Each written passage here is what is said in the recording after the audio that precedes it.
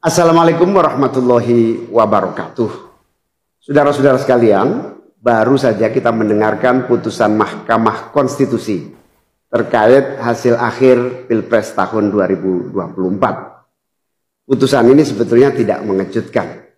Putusan hari ini luar biasa, mengkonfirmasi bahwa kita semua termasuk MK tak kuasa menghentikan laju pelemahan demokrasi di negeri kita tercinta. Sebagai catatan, kami sangat bangga dengan 3 hakim MK yang menyatakan dissenting opinion. Yang saya muliakan Profesor Saldi Isra, Profesor Eni Nurbaningsih, Profesor Arif Hidayat. Mereka adalah orang-orang yang mulia yang menjadi harapan bagi tegaknya konstitusi dan kembalinya marwah Mahkamah Konstitusi ke depan. Dan mereka akan menjadi catatan indah dan baik dalam sejarah kita berbangsa dan bernegara. Profesor Saldi Isra tadi mengingatkan tentang keadilan substansial, bukan sekedar keadilan prosedural. Ini adalah catatan amat penting yang sayangnya terabaikan dalam proses demokrasi kita akhir-akhir ini. Artinya kita memiliki tugas yang masih panjang. Sebab demokrasi kita sesungguhnya masih ringkih dan harus terus-menerus dijaga dan dirawat. Namun kami masih menerima dan kita semua menghormati keputusan Mahkamah Konstitusi ini sebagai keputusan yang final dan mengikat. Saudara-saudara sekalian, perlu usaha kita semua untuk terus-menerus memperkuat demokrasi. Perlu sensitivitas kita semua untuk terus-menerus menjaga agar amanat reformasi tidak tergerus walaupun proses penggerusannya berjalan pelan-pelan, sedikit-sedikit yang seringkali membuat kita terlena. Tapi kita semua sadar, kita masih harus kerja keras, harus kerja terus-menerus untuk menyadarkan publik luas bahwa institusi demokrasi yang kuat, yang berfungsi baik, itu sama pentingnya dengan institusi ekonomi yang kuat, yang berfungsi dengan baik. Keduanya, proses demokrasi, proses ekonomi, harus berjalan dengan baik, dengan efisien, efektif, dan menggunakan prinsip-prinsip yang benar. Oleh karena itu kita semua harus terus bekerja, harus terus merangkul dan memperkuat masyarakat. Agar dalam proses demokrasi masyarakat kita bisa kebal terhadap imbalan-imbalan iming-iming jangka pendek dan tahan terhadap ancaman-ancaman dan tidak ada lagi pihak-pihak yang melakukan itu pada masyarakat kita. Saudara-saudara, atas alasan ini semua kami akan terus berkomitmen terhadap gerakan perubahan dengan cita-cita jangka panjang, memperkuat pilar-pilar demokrasi serta menghadirkan keadilan dan kemakmuran bagi semua dalam kesempatan apapun yang bisa kita raih di masa yang akan datang. Cita-cita kita untuk membangun negara yang menjamin keleluasaan berbicara dan kebebasan mengkritik. Negara di mana warganya bebas memilih tanpa iming-iming imbalan sesaat dan tekanan maupun ancaman. Ini tidak akan berhenti. Kita harus terus berjuang bersama-sama. Namun saudara-saudara, kepada seluruh para pendukung yang telah menitipkan aspirasi perubahan kepada kami sebagai capres dan cawapres, kami harus sampaikan, disinilah ujung perjuangan konstitusional kita dalam Pilpres kali ini. Keputusan MK hari ini menjadi penanda berakhirnya seluruh proses Pilpres 2024. Saudara sekalian, salah satu prinsip demokrasi yang baik adalah peaceful transition of power. Perpindahan kewenangan yang berjalan dengan damai dari presiden petahana yang segera akan berakhir masa jabatannya kepada presiden terpilih. Dengan segala catatan tentang problematiknya proses Pilpres 2024 kali ini, kami berkomitmen untuk menjaga prinsip peaceful transition of power itu. Dan kami memilih untuk menjadi bagian yang terus menjaga, terus membangun mutu demokrasi di Indonesia. Oleh karena itu, pada hari ini kami menyatakan bahwa bagi kami, proses Pilpres 2024 telah terlewati seluruh fasenya. kami sampaikan kepada Pak Prabowo dan Pak Gibran, selamat menjalankan amanat konstitusi, selamat bekerja menunaikan harapan rakyat yang kini diembankan di atas pundak bapak-bapak berdua. Saya sempat berkali-kali ditanya pendapat pribadi tentang Pak Prabowo, dan saya jawab, beliau adalah seorang patriot. Hari ini saya terus mempercayai sebagai seorang patriot. Beliau adalah seorang yang telah mengalami pendidikan modern sejak usia belia dan berasal dari keluarga intelektual yang amat terpandang. Maka Pak Prabowo tentu paham bahwa dalam demokrasi yang baik, menerima keberadaan oposisi sebagai partner dalam bernegara, menjaga keseimbangan dan independensi 3 cabang kekuasaan, yaitu eksekutif, legislatif, yudikatif. Lalu menjamin kebebasan media sebagai pilar keempat demokrasi, serta yang tidak kalah penting adalah menjaga kebebasan rakyat di dalam bersuara, di dalam mengungkapkan pendapat, di dalam berserikat berkumpul dalam sebuah proses demokrasi. Dan sebagai seorang patriot terdidik, saya percaya Pak Prabowo akan mengembalikan dan akan menjaga nilai-nilai demokrasi ini di masa-masa Indonesia. Saudara-saudara sekalian, dalam kesempatan ini izinkan kami menyampaikan rasa terima kasih sedalam-dalamnya pada seluruh pihak yang telah membersamai perjuangan kami. Partai pengusung, Partai Nasdem, PKS, PKB, teman-teman Timnas Amin, teman-teman tim hukum nasional, seluruh teman-teman relawan, para ulama, para tokoh-tokoh agama, para pakar dan rekan-rekan media. Semua yang telah ikut berjuang bersama-sama mendukung perubahan, mengorbankan banyak tenaga, pikiran dan harta demi memperjuangkan aspirasi perubahan. Saya ucapkan terima kasih. Juga pada anak-anak muda yang pada Pilpres kali ini memberi warna baru, membawa pesan optimisme, pesan kreativitas, pesan inovasi, pesan kebaruan.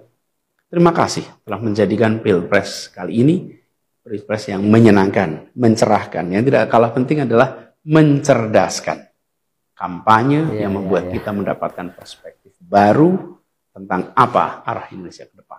Karena itu kami berpesan kepada semua, melihat proses yang terjadi. Proses politik sering nampak kotor dan berujung pada kecewaan. Tapi jangan sampai itu semua membuat kita berputus asa pada proses politik. Begitu banyak cita-cita besar yang dapat diperjuangkan melalui jalan politik. Bila saat ini kondisinya masih begitu mengecewakan, justru ini adalah tanda, ini adalah pengingat bahwa perlu semakin banyak dari kita semua yang mau berjuang di jalan politik. Ini adalah panggilan mereka-mereka yang berintegritas, yang menjunjung tinggi etika, yang memikirkan tentang masyarakat, tentang negara, tentang rakyat, untuk mau masuk di wilayah politik. Bawa kompetensinya, bawa integritasnya, dorong, jangan menyerah, dan jangan putus asa. Jalan perjuangan masih terbentang panjang. Sepanjang usia Republik ini masih terbentang jalan pengabdian untuk melakukan perubahan bagi keadilan, bagi kesejahteraan, bagi kemakmuran kita semua. Dan itu dibutuhkan kemauan untuk mau terlibat di dalam proses politik. Jangan putus asa, mari kita jalan terus untuk perjuangan ini. Teman-teman semua, marilah kita lanjutkan perjuangan. Mengubah yang memang perlu diubah.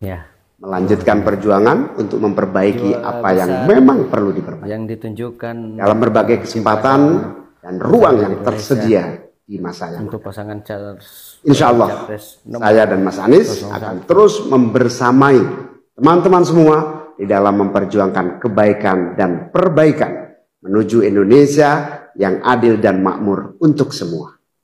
Tetap semangat, jaga stamina, perjuangan masih panjang. Izinkan kami menyampaikan terima kasih. Terima kasih kepada semua. Semoga Allah SWT merahmati negara Republik Indonesia dan melindungi kita semua. Assalamualaikum warahmatullahi wabarakatuh. Waalaikumsalam warahmatullahi wabarakatuh. Keren, Cadas. Ini dari Rafli. Jadi kawan-kawan semua, Harun. tadi kita hampir down, tapi ternyata ada 3 hakim konstitusi yang luar biasa.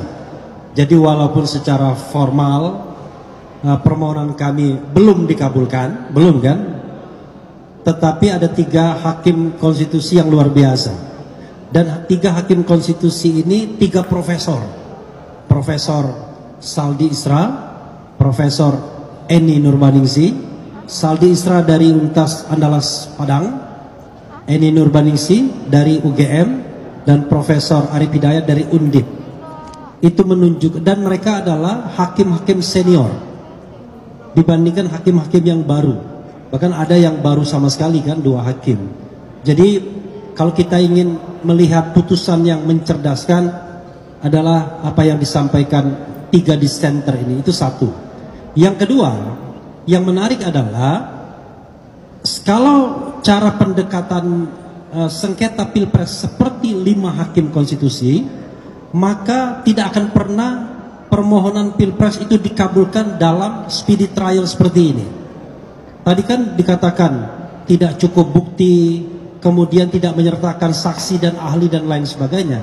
Padahal mereka sendiri mengatakan membatasi saksi dan ahli 19 saja. Jadi kan tidak mungkin, dan itu cuma diberikan waktu 1 hari untuk membuktikan. Sementara dalam pemaparan mereka kemudian bicara hal-hal yang detail satu-satu dan menuntut pembuktian yang lebih. Nah, untunglah Prof. Saldi Isra mengatakan seharusnya sidang seperti ini adalah sarana untuk menambah keyakinan hakim. Apa keyakinan hakim yang misalnya disampaikan Saldi Isra? 2 hal yang paling menonjol dan saya yakin diyakini kita semua, yaitu bansos itu digunakan untuk pemenangan 02, diyakini oleh Saldi Isra dan terbukti. Dia bilang baik bansos yang diambilkan dari dana bagian dari 496,8 triliun maupun yang automatic adjustment yang 50,14 triliun. Dan yang kedua, keterlibatan aparat negara.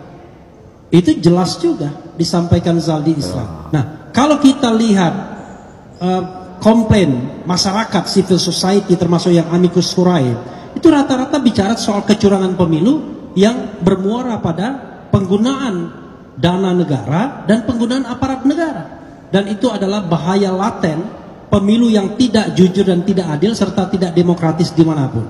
Terakhir, alhamdulillahirrabbilalamin, sebenarnya tim 01 tidak kalah dengan 03. Justru kami menang. Semua dalil yang mereka ajukan itu ditolak, yang mengatakan bahwa Mahkamah Konstitusi hanya 02, Mahkamah hitung-hitungan, 02 ya, Mahkamah hitung-hitungan dengan 6 ahlinya. Ternyata mereka ditolak, termasuk juga eksepsi mereka ditolak. Nah, cuma kita dikalahkan oleh 5 hakim konstitusi yang menganggap yang apa yang kita sampaikan belum cukup. Itu saja, dan kami terus berbahagia dan berbangga, dan mudah-mudahan demokrasi kita hidup. Itulah tadi luar biasa ya, ada beberapa penyampaian dari Pak Anies, kemudian juga Pak Caimin, yang setelah putusan MK mereka mulai legowo, dan mudah-mudahan ini adalah pertanda baik untuk negara Indonesia. Dan hari ini kita bisa melihat bahwa ada yang menanti tugas baru untuk Pak Prabowo dan Pak Gibran. Kemudian di video tadi juga kita melihat luar biasa pengakuan dari Rafli Harun yang mengakui 3 hakim. Tentunya kita akan menunggu pelantikan Bapak Prabowo Subianto dan Pak Gibran untuk dilantik dan akan mengemban tugas baru sebagai pemimpin Republik Indonesia ke depan. Oke, mungkin itu saja video kali ini. Nanti kita lanjut di video-video selanjutnya.